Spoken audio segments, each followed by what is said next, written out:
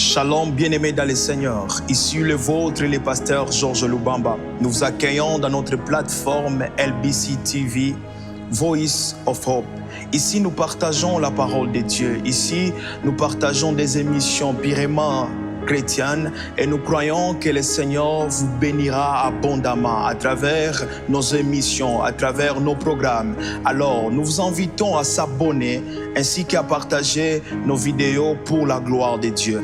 Aujourd'hui, nous avons une thématique qui va bénir la vie de quelqu'un, qui va bénir un jeune ministre, qui va bénir quelqu'un qui est appelé par Dieu. Vous savez, la plus grande chose lorsque Dieu nous appelle, c'est lorsque nous passons le temps à écouter sa voix. Notre thème que nous sommes en train de développer, c'est mon parcours dans les ministères. C'est notre grand thème. Et aujourd'hui, par la grâce de Dieu, à travers notre plateforme, je viens avec un sous-thème qui est intitulé « L'école du désert, une étape incontournable dans le parcours ministériel ». Vous savez, lorsque je suis dans le livre de Osée chapitre 2, le verset 12, la Bible déclare « Je vous amènerai dans le désert afin de parler à votre cœur ». Vous savez, lorsque nous regardons le ministère, lorsque nous regardons le ministère, lorsque nous marchons avec Dieu dans notre appel, il y a toujours une école qu'on ne peut pas échapper. Ça s'appelle l'école du désert. Lorsque toute chose est sombre, lorsque des choses ne marchent pas, bien-aimé dans le Seigneur, un ministre qui m'écoute, quelqu'un qui a été appelé par Dieu, qui écoute le son de ma voix, laisse-moi vous dire la vérité. L'école du désert dans le ministère, c'est une étape incontournable qu'on ne peut pas échapper. C'est pourquoi aujourd'hui, je vous présente les 3 vérités qu'on doit savoir à ce qui concerne l'école du désert, une étape incontournable dans le parcours ministériel. La première des choses que je voulais que nous puissions partager est que le désert est l'endroit où Dieu sépare. Je répète encore, le désert, c'est un endroit où Dieu sépare. Lorsque je vous parle à ce qui concerne le désert, ce n'est pas simplement un lieu qui est géographique. Le désert, c'est un principe qui est spirituel. Lorsque je vous parle à ce qui concerne le désert, c'est une dimension là où Dieu te fait retirer de la foule afin de te préparer dans le secret. Laisse-moi vous dire la vérité. Lorsque nous regardons la Bible, toute personne que Dieu a utilisée, toute personne qui a marché avec Dieu, toute personne qui a été appelée par Dieu, il a passé par un temps là où Dieu lui a mis à part. Laisse-moi vous dire la vérité. Ça arrivera un temps là où Dieu va te mettre à part, loin des acclamations des hommes, loin des acclamations des gens qui t'entourent, loin des regards des hommes, afin de te préparer, afin de produire quelque chose de fort en toi. Laisse-moi vous dire la vérité. L'école du désert est tellement importante dans notre parcours du ministère. C'est pourquoi lorsque je suis dans la Bible, je regarde le livre d'Exode chapitre 3, le verset 1er, nous regardons l'histoire de Moïse. Oui, Moïse nous enseigne quelque chose dans son parcours. Lorsqu'il pouvait aller chez Pharaon, Dieu l'a amené d'abord dans le désert. Ok, tu ne peux pas aller délivrer les enfants d'Israël lorsqu'ils étaient en Égypte, Moïse, si tu ne passes pas d'abord dans les déserts. Oui, bien-aimé dans le Seigneur, il n'y a pas la manifestation sans d'abord la préparation là où Dieu nous prépare dans les déserts, là où nous sommes seuls avec Dieu. Laisse-moi dire à quelqu'un, l'école du désert est tellement importante dans notre ministère. L'école du désert est tellement importante dans notre ministère. Même lorsque nous venons dans les livres de Genèse chapitre 39, les versets 20 jusqu'au verset 23, nous regardons l'histoire de Joseph. Joseph qui a reçu des songes puissants. Joseph qui a eu des rêves puissants. Mais ce qui est bizarre, nous regardons Joseph qui était dans la prison. Lorsqu'il était dans la prison, la seule chose que j'ai compris, bien-aimé dans le Seigneur, est que Joseph a appris à apprendre à Dieu, à dépendre totalement de Dieu, à dépendre totalement de Dieu. Lorsque Dieu nous amène dans le désert, c'est pour que nous puissions comprendre qu'il vient de nous séparer de la foule, afin que nous puissions apprendre de dépendre totalement de lui. Lorsque nous regardons la vie de Joseph, c'est cela que la Bible nous enseigne. Que Joseph, il a compris que peu importe mes rêves, peu importe tout ce que je rêvais, je dois dépendre de Dieu. Laisse-moi vous dire la vérité, bien-aimé dans le Seigneur. Et les jeunes ministres qui m'écoutent, tu es appelé par Dieu, oui c'est bien, mais laisse-moi vous dire la vérité. L'école du désert ne peut pas manquer dans votre ministère. Le col du désert ne peut pas manquer dans votre ministère. C'est tellement important que nous puissions comprendre ces choses. Là où Dieu va séparer certaines choses, là où tu dois apprendre que ici je vais justement dépendre totalement de lui. Ici je vais dépendre de celui qui m'a appelé. Est-ce que tu dépends de Dieu ou bien tu dépends de la foule qui t'entoure? Même Jésus, lorsque nous sommes dans Matthieu chapitre 4, le verset 1er, et dans Luc chapitre 4, le verset 23, nous regardons quoi? Nous regardons Jésus qui a fait 40 jours avant de commencer à enseigner, avant de rassembler la foule. Jésus avait commencé d'abord dans le désert. La Bible déclare que l'Esprit conduit Jésus dans le désert.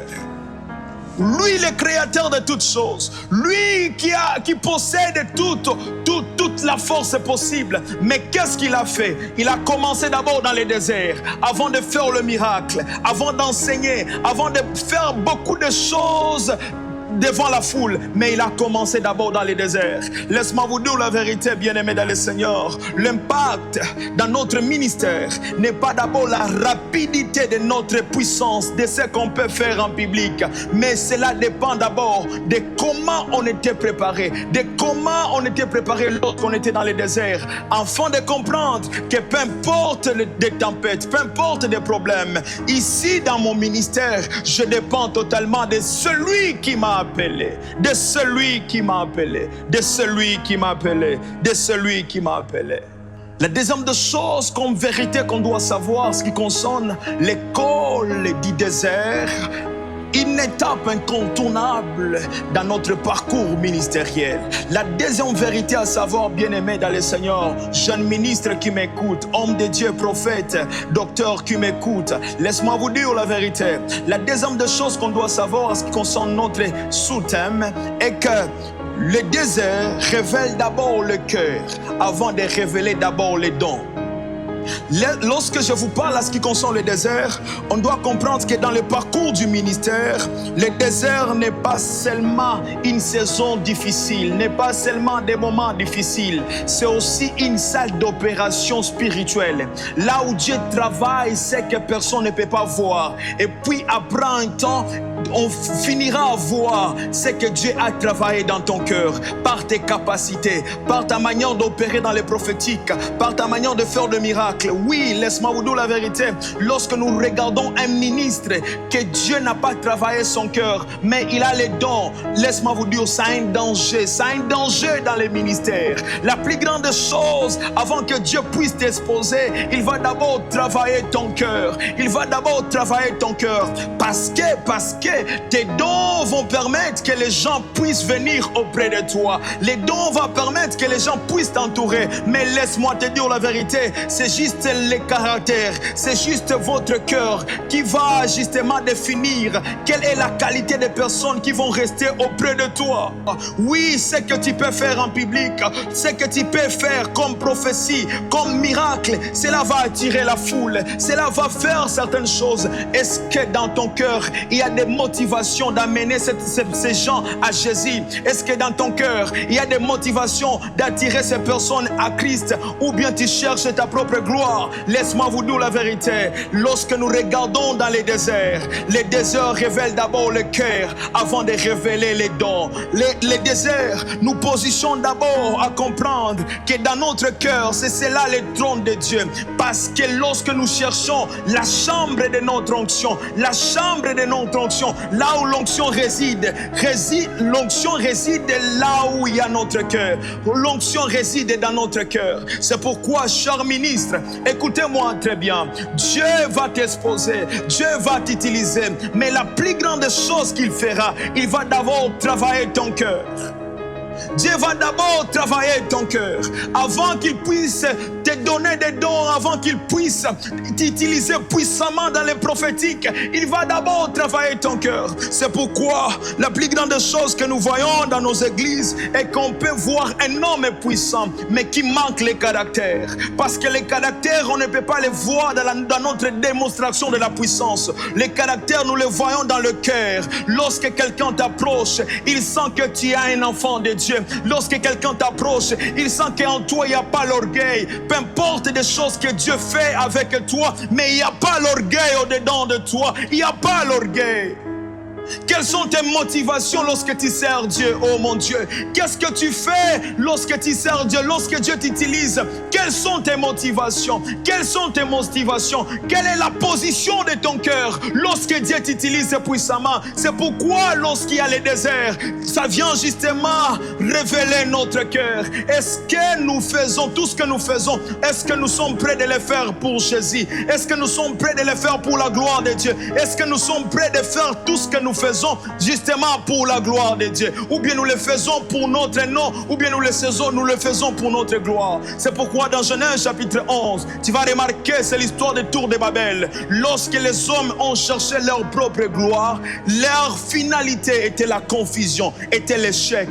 Toutefois, Dieu va t'utiliser. Toutefois, tu vas chercher un grand nom. Laisse-moi te dire, si dans ce que tu fais, il n'y a pas justement, il n'y a pas la gloire de Dieu, il n'y a pas la motivation de tirer la gloire de Dieu, de rendre la gloire à Dieu, laisse-moi te dire, tu vas finir mal. Tu vas finir mal, cher ministre. Tu vas finir mal. C'est pourquoi certains moments difficiles, Dieu permet une salle d'opération afin qu'il travaille ton cœur, afin qu'il travaille ton cœur, parce qu'il sait qu'il va t'exposer. Il sait qu'il va t'exposer. La chose à savoir est que lorsque nous regardons un don qui est puissant, et lorsque nous regardons un cœur qui n'est pas travaillé, c'est une maladie, c'est une maladie grave. Bien-aimé dans le Seigneur, lorsqu'il y a un don puissant et il n'y a pas un cœur qui est travaillé, c'est une maladie grave. C'est pourquoi dans nos églises, tu vas voir un prophète, il est puissant, mais il est orgueilleux. Il est puissant, mais il est impudique. Il est puissant, mais il est voleur. Il est puissant dans les prophétiques et dans les dons, mais dans son cœur, il y a toujours une mauvaise sémence. Il y a toujours une mauvaise sémence. Il y a toujours une mauvaise sémence. C'est pourquoi je vous invite, cher ministre, à comprendre quelque chose, que le désert est tellement important, parce que c'est une salle là où Dieu travaille notre cœur. C'est une salle là où Dieu travaille d'abord notre cœur. C'est une salle là où Dieu travaille notre cœur. C'est une salle là où Dieu travaille notre cœur avant de nous manifester. Bien-aimé dans le Seigneur t'invite à travailler ton cœur. Il t'invite que tu puisses travailler ton cœur. Au-delà de voir d'abord les dons, ce que tu vas faire en public, il t'invite d'abord que tu sois un enfant de Dieu. Lorsque tu seras dans le secret, lorsque Dieu ne t'utilise pas, qu'est-ce que tu fais en retour? C'est pourquoi tu vas remarquer même, il y a de ces gens qui cherchent toujours même des fétiches. Ils touchent à la magie afin d'impacter, afin d'influencer. Telle est la maladie qui a dérangé ma génération. Le temps arrive.